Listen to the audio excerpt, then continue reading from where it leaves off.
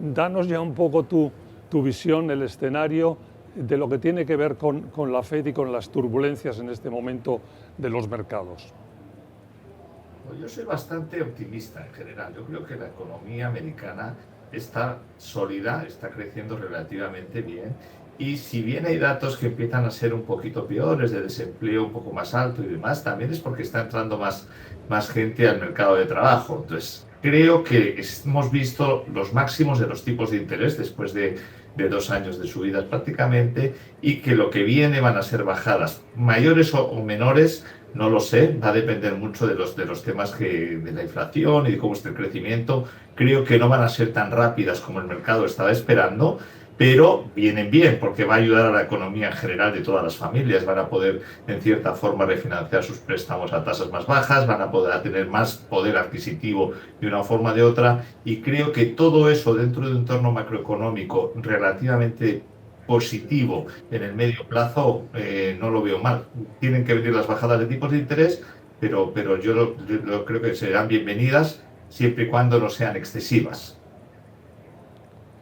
El entorno económico que decías que lo ves satisfactoriamente, descríbenos un poco cómo lo estáis viendo hacia adelante en estos últimos meses del año, la economía de Estados Unidos. Bueno, los datos de una economía que te está creciendo por encima del 2,5% en el medio plazo, creo que es una economía relativamente sana. Los datos no son malos, o sea, cuando empiezas a ver que el desempleo está a niveles del 4 y pico por ciento, pero porque entra mucha más gente al mercado de trabajo, significa que realmente es una economía activa en cierta forma. Y luego va a haber otra serie de factores que van en cierta forma, a activar a beneficiar la economía americana. Todo lo que es esa vuelta de las empresas al mercado local, saliendo de lo que llaman el nearshoring, o volviendo a fabricar a nivel doméstico, bueno, eso va a producir, por un lado, el que haya mayor demanda de empleo, y por otro lado, que la economía se vaya a activar, principalmente esas pequeñas y medianas empresas que son lo que crean la economía americana, no son las mega empresas que dependen muchísimo más de factores exteriores. Y por otro lado, siguiendo un poquito tus comentarios sobre la incertidumbre que hay, es que estamos con tres factores de incertidumbre al mismo tiempo. Por un lado, tienes unas elecciones que van a ser relativamente rápido, tienes un tema de incertidumbre geopolítica muy importante a nivel global, y por otro lado, tienes unos datos de inflación que están bajando, están bastante menos de lo que han estado hace un año, pero tenemos que acostumbrarnos a que las tasas de inflación van a ser un poquito superiores a lo que hemos vivido en el pasado, y también los tipos de interés van a ser bastante superiores a lo que hemos vivido en el pasado. Eso no significa que no se pueda convivir con ellos y que puedan ser relativamente sanos para las economías y sobre todo para los inversionistas también. ¿Qué esperáis del mercado en estos próximos meses vosotros?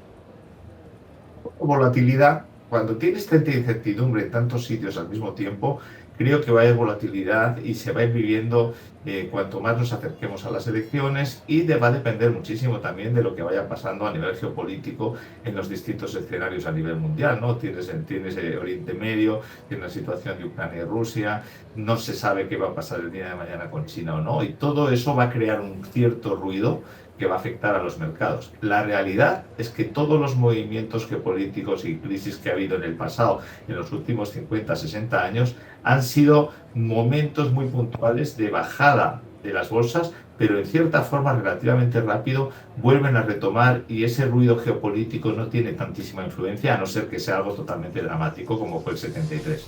Ese escenario geopolítico de agitación global que es excepcionalmente complejo, ¿no? ¿Hasta qué punto crees que va a tener una influencia grande en los próximos meses, en el corto y medio plazo? Pero creo que la influencia va a ser importante, y creo que, por supuesto, todos los dramas que pueda a nivel humanitario van a ser tristes, pero en el fondo, lamentablemente, la economía va por otro lado, y a no ser que sea una crisis totalmente existencial que pueda cambiar a nivel demanda o a nivel una oferta en un momento determinado de petróleo u otras cosas, yo creo que va a ser relativamente corto esos sustos que puede haber, y pueden ser más oportunidades de compra en mercados bursátiles.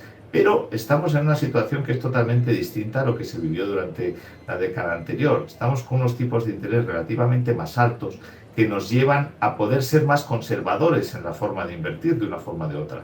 El inversionista no tiene que asumir tanto riesgo como lo tuvo que asumir en el pasado, porque hoy perfectamente puede estar colocando su dinero con un riesgo relativamente bajo al 5% o algo similar, que no lo habíamos vivido en muchísimos años. Entonces, creo que hay que ser prudente, creo que hay que tener tranquilidad en cierta forma, pero estar preparado para esos movimientos y esa volatilidad y esos sustos que pueden venir en los próximos meses. ¿Cuál dirías tú, Santiago, que es la mejor forma de no perder el foco de nuestra gestión de inversión a pesar de todo ese ruido de fondo global que, bueno, en determinadas ocasiones no podemos evitar que nos asuste como poco, ¿no? Lo que creo que tienes que tener claro, hay que tener claro un plan, una estrategia y qué es realmente lo que estás buscando para un patrimonio, para un retorno de portafolio. Y si ese retorno lo puedes asumir con un nivel de riesgo relativamente bajo, bienvenido y quedarte ahí y tener una parte de ese dinero, esa cartera, preparada para entrar en mercados cuando haya oportunidades o sustos en los mismos. Y por otro lado, tener un plan también de ir invirtiendo poco a poco. Nadie tiene la bola de cristal de cuál es el mejor momento para invertir, eso lo hemos hablado muchísimas veces. Y lo que hay que ser es, en cierta forma, disciplinado e ir poniendo dinero en el mercado poco a poco en el tiempo. Y luego buscar las oportunidades que van a surgir en distintos momentos en función de lo que vaya pasando, no solo en el mundo, a nivel político también, el que pueda haber una administración o en otra puede tener consecuencias en la forma de invertir de los inversionistas también, ¿no? Nos vamos a tener que ir enseguida otra vez de nuevo a una pausa, pero globalmente un poco los mercados, ¿qué os gusta más y menos en estos últimos meses de 2024? Seguimos mucho más positivos en Estados Unidos que en el resto del mundo, por muchos motivos. El primero es que es una economía que está bastante más sólida, con un crecimiento relativamente estable frente a otros mercados y sobre todo que todo lo que son los procesos tecnológicos y toda la creación de nuevas ideas y de implementación de inteligencia artificial con mejoras de productividad en las empresas está mucho más avanzado en Estados Unidos que lo que puede estar en Europa o en Asia. Es cierto que puede venir una guerra comercial mucho más activa el día de mañana con China principalmente y eso va a tener consecuencias, pero creo que pensando en dólares y considerando las opciones que hay en Estados Unidos, el riesgo-retorno que tienes aquí es bastante superior a lo que puedes encontrar fuera del país. ¿Qué da tranquilidad realmente al inversor, cuando tiene como escenario, como ruido de fondo, las turbulencias, la volatilidad? ¿Qué le da tranquilidad? Bueno, yo creo que la tranquilidad la puedes implementar claramente a través de los mercados de renta fija y de crédito. O sea, no hemos tenido este tipo de rendimiento, de yield en los bonos durante muchísimo tiempo. Y creo que van a seguir los tipos de interés más altos que históricamente durante un periodo de tiempo bastante más largo. Entonces, eso de entrada te da tranquilidad porque te puedes garantizar un flujo de caja relativamente estable para tus inversiones. Y en paralelo, buscar oportunidades. Va a haber oportunidades en muchos sectores, va a haber oportunidades en bolsa, va a haber oportunidades en tecnología, va a haber oportunidades en el sector de salud y biotecnología por la implementación de inteligencia artificial. Petróleo y gas, que ha estado totalmente de lado durante muchísimos años por un tema de imagen de contaminación. Tenemos que tener claro que el nivel de demanda de electricidad que va a haber en los próximos años va a ser mucho más alto de lo que hemos vivido en la década anterior, por implementación de inteligencia artificial, de data centers, etcétera. Entonces, todo lo que esté relacionado con esos sectores va a haber una oportunidad y lo que hay que encontrar es cómo implementarlo y quién son los mejores gestores para apoyarte en ese tipo de inversiones. ¿En qué consiste, Santiago, lo de no sobreactuar, que decimos muchas veces? Bueno, no sobreactuar, lo que creo es que hay que tener la mente fría.